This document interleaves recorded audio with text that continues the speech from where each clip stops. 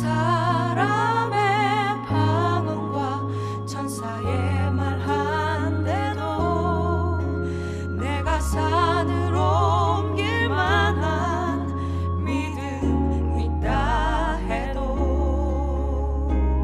내 몸 불사르게 내어준데도 사랑이 없으면 아무것도 아닙니다. 사랑은 오래 참고 온유하며 자랑치 않고 자기 유익을 구하지 않고 모든 것 덮어주고 믿으며 소망하며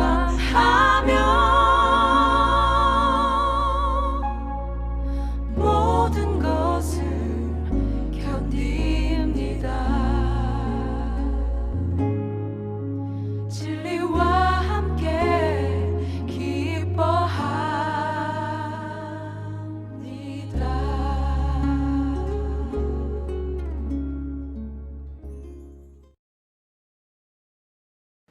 오늘 시편 23편 5절의 말씀을 함께 보도록 하겠습니다.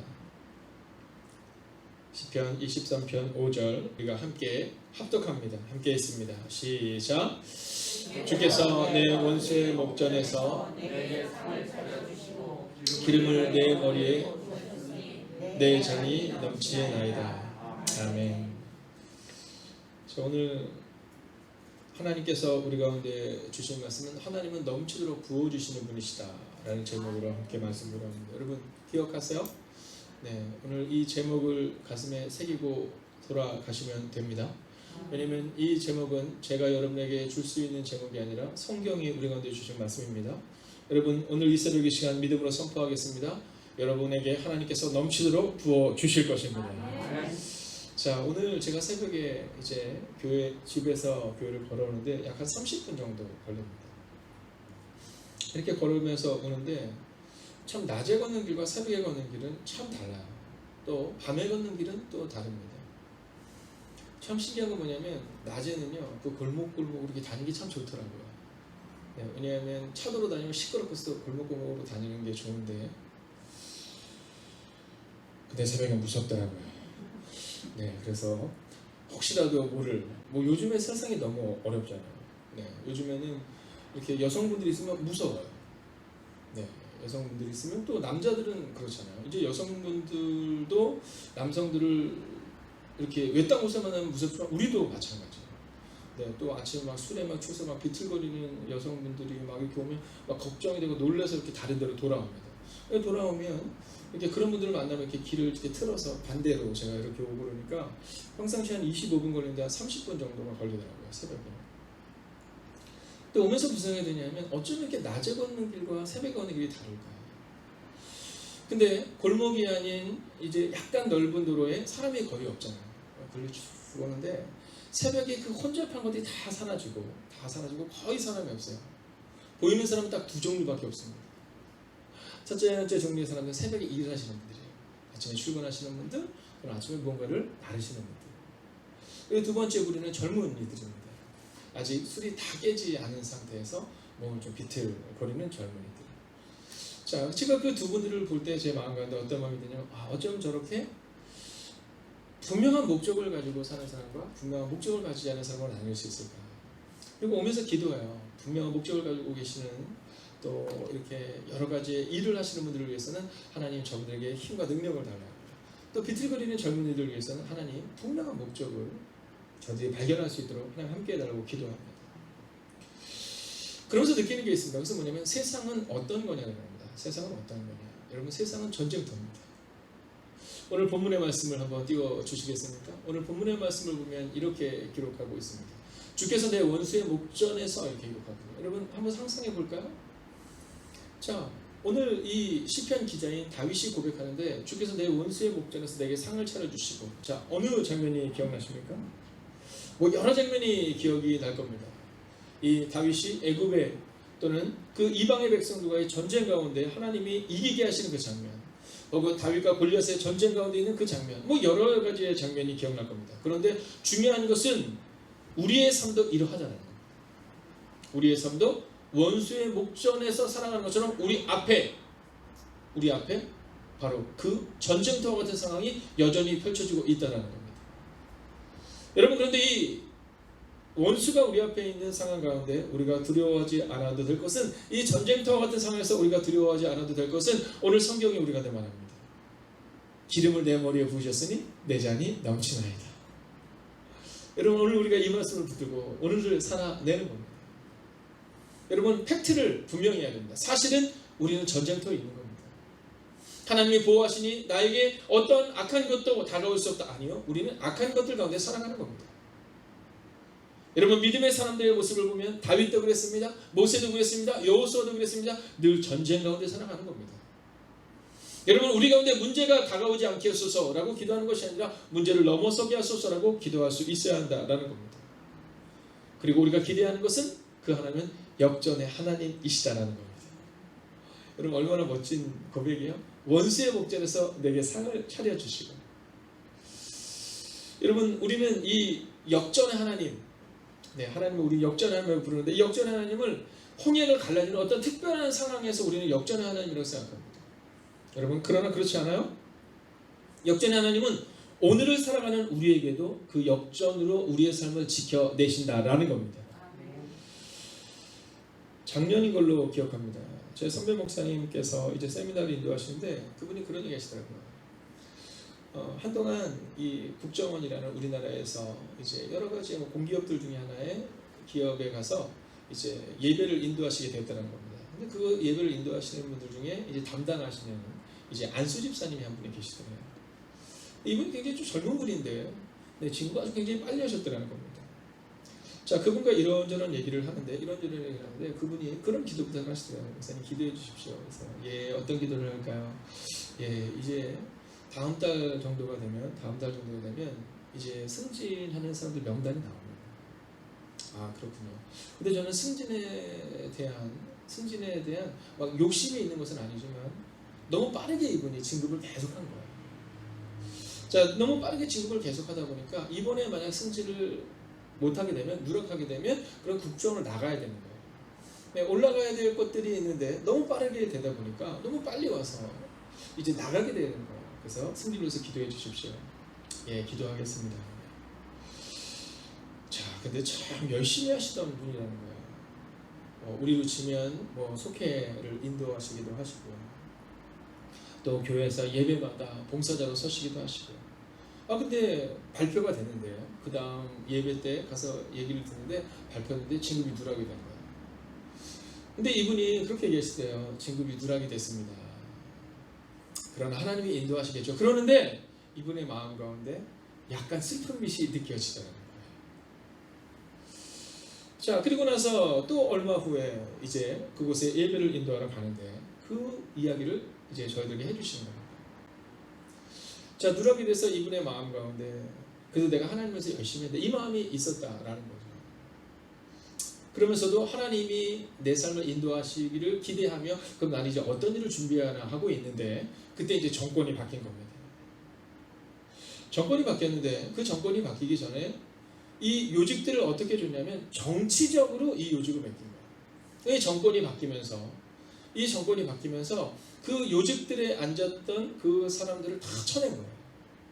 대통령이 바뀌면서 다 쳐내고, 그리고 나서 하니까 그때 진급을 못했던 사람들이 진급을 되는데 그때 이 집사님이 그 고백을 하시더라는 거예요. 본인이 정말 두려워했던 것은 내가 하나님을 위해서 열심히 살아냈는데 하나님이 내 길을 인도하시겠지만 혹시라도 원수의 목전에서 사람들에게 부끄러움을 당하지는 않을까라는 고백 가운데 있을 때 그 상황을 지켜보시면서 이 목사님이 그런 얘기를 하시는 거예요. 원수의 목전에서 내게 상을 차려주시고는 지금부터 2000년 전, 4000년 전, 5000년 전의 사건이 아니라 바로 오늘을 살아가는 우리에게도 나타나는 하나님의 역사구나.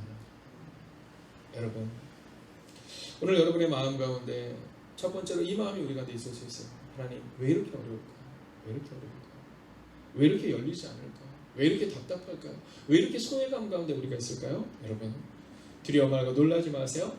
오늘 그 역전의 하나님께서 원수의 목전에서 상을 베풀어 주심으로 찬양하며 기도했던 이 시편의 시인처럼 오늘 이 다윗의 삶처럼 오늘 우리 가운데도 역전으로 허락하실 것입니다. 자, 이제 또한 이 본문의 말씀을 통해서 우리가 볼 수 있는 것은 이제 당시의 사역을 조금 더 주목해서 봐야 될 필요가 있습니다. 자, 오늘 이 다윗의 시대에는 하나님의 사역을 감당하는 세 종류의 사람이 있었습니다. 자, 첫 번째가 누구냐면 선지자였습니다. 선지자.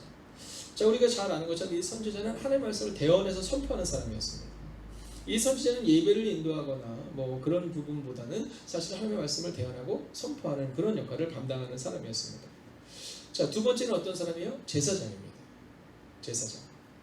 자, 이 제사장은 그의 어깨에 그리스도 예수처럼 여러분 사람들의 기도의 제목을 가지고 사람들의 죄를 짊어지고 가는 기름 부음을 받았던 사람입니다.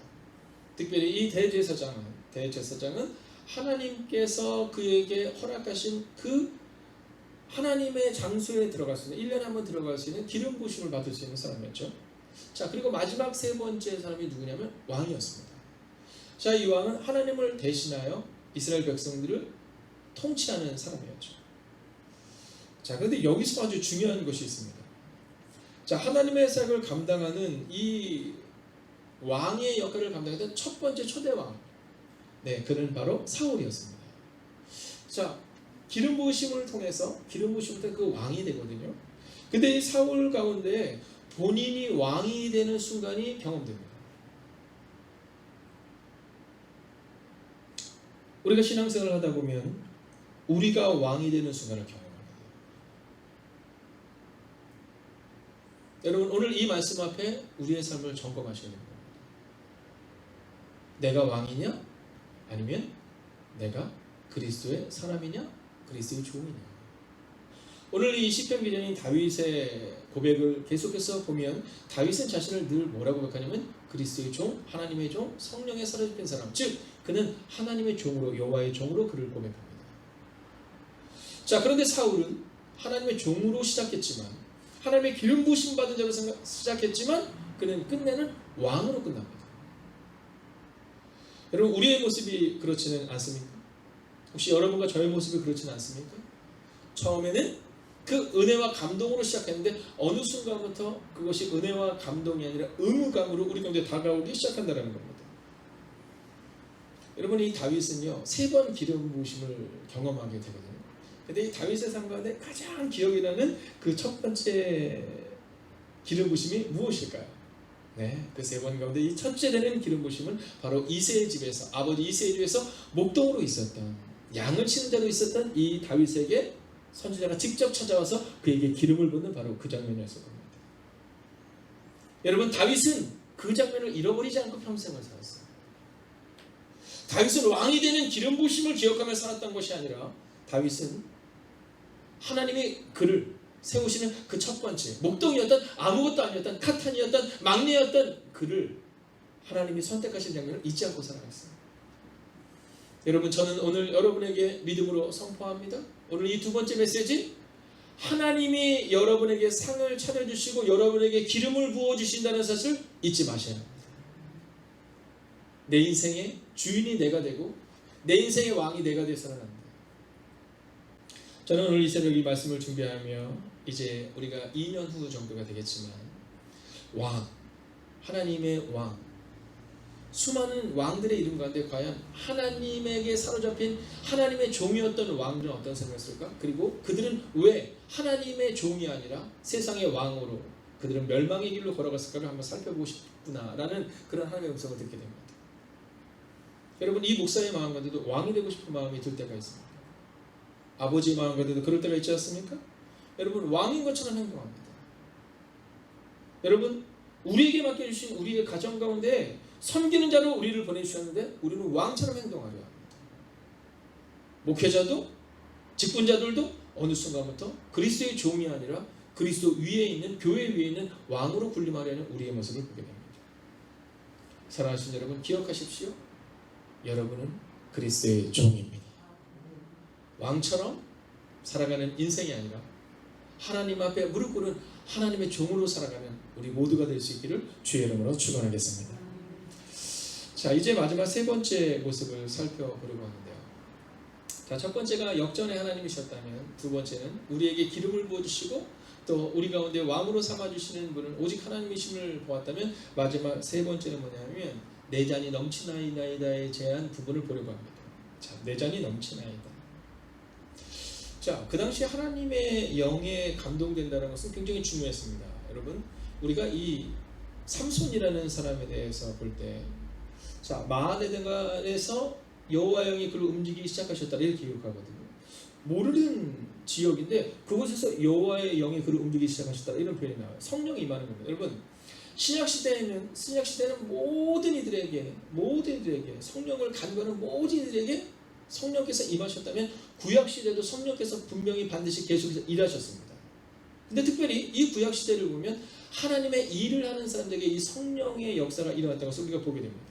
대표적인 게 삼손이었죠. 그리고 다윗이었습니다. 자, 그런데 구약 시대는 하나님께서 그 부어주시던 영을, 그 거룩한 영을 거두어두기도 하셨죠. 그래서 이 다윗이 죄를 지었을 때 그가 하나님께 이렇게 고백하잖아요. 여호와 영을 내게서 거두지 마옵시고. 여러분, 다윗이 가장 두려워하는 것은 바로 그것이었습니다. 여러분, 여러분이 가장 두려워하는 것은 무엇입니까?